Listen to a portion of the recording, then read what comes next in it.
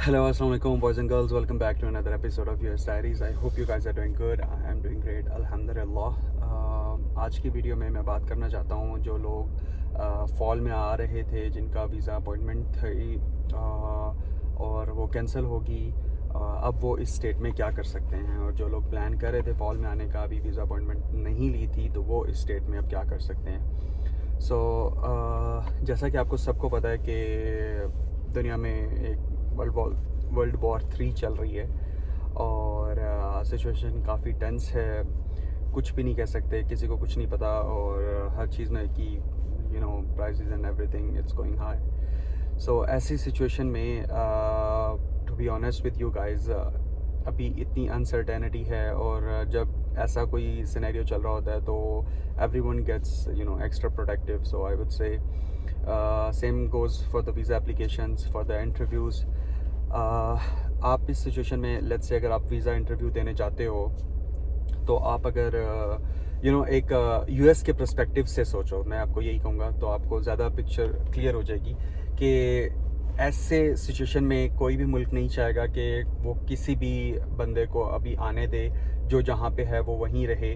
आप लोग तो चलो वीज़ा के लिए जा रहे हो, लेकिन जो लोग ऑलरेडी यूएस में हैं, लाइक हम जैसे F1 स्टूडेंट्स जो हैं, वो लोग अभी स्टेट से बाहर नहीं जा रहे, क्योंकि it's super risky. They have ice at the airport, और आइस का आई गेस आप लोगों को पता होगा, वो लाइक इमिग्रेशन वगैरह कंट्रोल कर रही होती है, तो वो हर बंदे का डॉक्यूमेंट एक्स्ट्रा चेक कर रहे होते हैं। तो विद इन आप लाइक स्टेट्स भी ट्रैवल कर रहे हो, तो you never know, you will be get scrutinized for anything. So situation is quite tense. So I would recommend, अगर आपने अपॉइंटमेंट नहीं बुक की तो इट्स बेस्ट, क्योंकि और अगर बुक भी कर लिया है तो आई वुड से कि उसको एक्सटेंड कर लो, और कोशिश करो जून जुलाई अगस्त तक ले जाओ उसको, क्योंकि होपफुली बाय देन सिचुएशन काफ़ी उम्मीद है इंशाल्लाह बेहतर हो जाएगी, और उम्मीद है ये जो जंग चल रही है ये ख़त्म हो जाएगी, और everything will be settled. So you should, if you have already booked an appointment, you should extend it to जून जुलाई अगस्त। लेकिन अगेन इसमें भी कोई गारंटी नहीं है कि आपको जून जुलाई अगस्त में क्या कहते हैं तब तक ये चीज़ ख़त्म हो जाएगी या नहीं होगी। तो लेकिन फॉर द सेफ साइड, अगर आप ऑलरेडी बुक कर चुके हो, तो अभी मेरे ख्याल में, मैं पर्सनली अगर आपकी जगह होता, it's my personal opinion by the way, मैं इंटरव्यू के लिए ना जाता, क्योंकि जितनी सिचुएशन टेंस है, ऑलरेडी वीज़ा लेना इतना मुश्किल है, तो इस टेंस सिचुएशन में अगर आप वीज़ा लेने जा रहे हो तो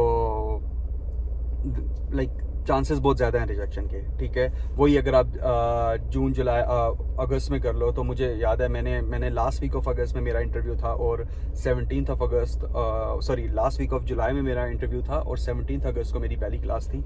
तो अगर आप इतना करीब भी इंटरव्यू देते हो तो that's completely fine, as long as आपका सेमेस्टर नहीं शुरू हुआ तो और आप इंटरव्यू दे रहे हो, तो दैट्स कम्प्लीटली फ़ाइन, तो वो मसला नहीं होता। तो इतना जल्दी देने का कोई फ़ायदा नहीं है, लेट देने से कोई नुकसान नहीं है, तो आई वुड से आप लेट दे दो।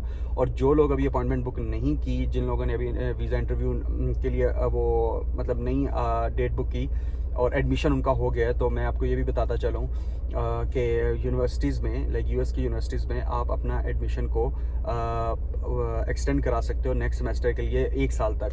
तो मैं आपकी जगह होता तो मैं ये करता कि अपना फॉल का जो एडमिशन है उसको स्प्रिंग में ट्रांसफ़र करवा देता, और ताकि मुझे इसमें टाइम भी मिल जाता, मैं अपने इंटरव्यू की प्रिपरेशन अच्छी कर सकता, मैं और अपनी स्किल्स के ऊपर काम कर सकता। और एक और चीज़ जो मैं मोस्ट इम्पॉर्टेंटली बात करना चाहता हूँ, वो मैं अभी थोड़ी देर में बताता हूँ, जिस पे आप अपना काम कर सकते हो। तो ये फ़ायदे हैं कि उस टाइम तक आपको काफ़ी टाइम भी मिल जाएगा, और तब तक तो इंशाल्लाह फुली सिचुएशन नॉर्मल तक हो जाएगी, और काफ़ी सिचुएशन डाउन हो जाएगी तब तक, और आप नवंबर दिसंबर में आराम से अपना इंटरव्यू दे सकते हो। और अगर आप एक सेमेस्टर आगे करवा रहे हो, उसकी कोई एप्लीकेशन फ़ी नहीं होती, उसका कुछ नहीं होता, बस you have to come up with a solid reason, probably you can, I believe you guys. और बस आपने यूनिवर्सिटी को ईमेल करनी होती है, और वो आपको नया ऑफर लेटर दे देते हैं। You don't have to go through every single thing, getting new I-20 and stuff, blah blah blah blah. You don't have to go through all those things, so it gets pretty easy. So I would say आप लोग next spring 2027 के लिए try करो। और meanwhile आप क्या कर सकते हो, आप मीनवाइल अगर आप PhD स्टूडेंट हो तो TA&RA के लिए अप्लाई कर सकते हो, F मास्टर्स के लिए आ रहे हो तो TA&RA के लिए अप्लाई कर सकते हो। और मैक्सिमम कोशिश करो, क्योंकि कभी भी आपको, जैसे आप फॉल में आ रहे हो, आप जून जुलाई में आपका एडमिशन हुआ है, जून जुलाई में आपका इंटरव्यू, तो कभी भी इतनी जल्दी आपको TA&RA नहीं मिलता। उसमें like literally it takes 8 to 10 months, I would say, to find a good TA&RA position. So what you can do in the meanwhile is just keep on applying TA&RA all over US, not just your particular university. जहाँ से भी आपको TA&RA मिलेगा ना, तो वहाँ पे आपका वीज़ा चांसेस ज़्यादा हो जाएंगे।